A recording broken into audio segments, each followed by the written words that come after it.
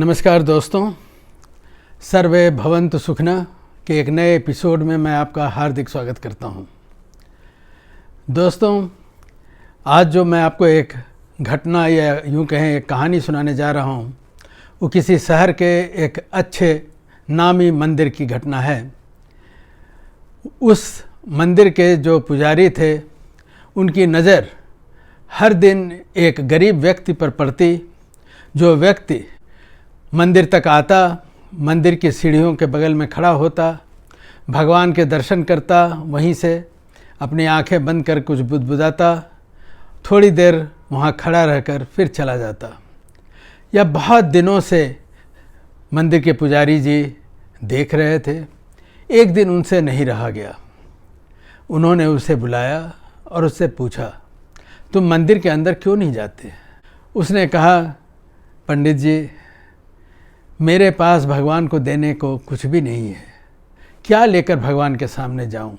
आप तो देखते ही हैं, बड़ी बड़ी गाड़ियों से लोग आते हैं, थाली में प्रसाद ले जाते हैं, काफ़ी पैसे भी चढ़ाते हैं, तो मैं उनके बीच में क्यों जाऊं? मेरे पास भगवान को देने के लिए कुछ भी नहीं है। पंडित जी ने कहा, आओ मेरे पास बैठो, मैं तुझे एक कहानी सुनाता हूँ। सत्यभामा का नाम तुमने सुना होगा। वह कृष्ण के रानियों में से एक थी और सत्यभामा का मानना था कि वह कृष्ण की सबसे प्यारी रानी हैं। भगवान श्री कृष्ण समझ रहे थे कि सत्यभामा के मन में यह बैठ गया है कि वही हमारी सबसे प्यारी रानी है और इस भ्रम को हमें तोड़ना होगा। भगवान श्री कृष्ण के प्रताप से तो सत्यभामा ने सोचा कि यह बड़ा सुनहरा मौका है, नारद मुनि आए हैं, इनसे कुछ आशीर्वाद ले लूँ। नारद मुनि ने कहा, कहो तुम क्या चाहती हो? सत्यभामा ने कहा, प्रभु आप मुझे आशीर्वाद दें कि मुझे हर जन्म में भगवान कृष्ण ही मिलें और मैं उनकी पत्नी रहूं। नारद ने कहा कि इस जीवन में जो तुम दान करोगी वही तुम्हें अगले जन्म में मिलेगा। तो सत्यभामा ने क्या कहा, क्या मुझे कृष्ण का दान करना होगा? उन्होंने कहा, अवश्य। बोली, अगर अगले जन्म में वो हमें मिलेंगे तो मैं दान करने को तैयार हूँ। लेकिन कृष्ण का दान ले तो कौन ले?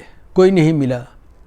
अंततः नारद स्वयं कृष्ण का दान लेने के लिए तैयार हो गए और सत्यभामा ने कृष्ण का दान कर दिया। दान करते ही वहाँ से नारद मुनि कृष्ण को लेकर चल पड़े।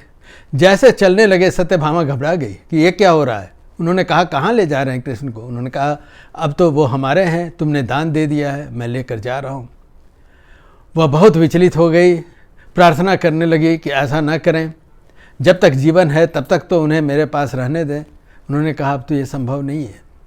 बाकी रानियाँ भी वहाँ आ गईं, सभी घबराई हुई थीं, सबों ने बहुत प्रार्थना की। तब नारद मुनि ने कहा, चलो मैं मान जाता हूँ, लेकिन तुम्हें हीरे मोती जवाहरात सोने भगवान के वजन के बराबर मुझे देना होगा। रानियाँ तुरंत तैयार हो गई।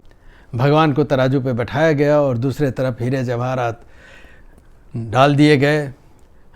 वो तराजू नहीं हिल पाया।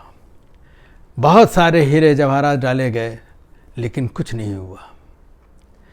फिर रानियाँ सोचने लगी कि अब क्या किया जाए। बहुत परेशानी में थी।